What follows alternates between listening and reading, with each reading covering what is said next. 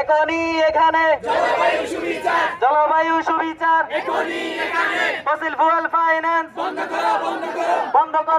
করো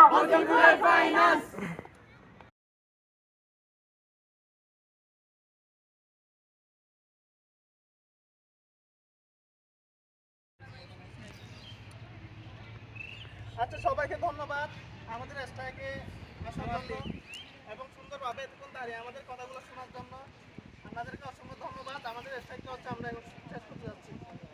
আচ্ছা আচ্ছা আচ্ছা, দাঁড়াই যেখানে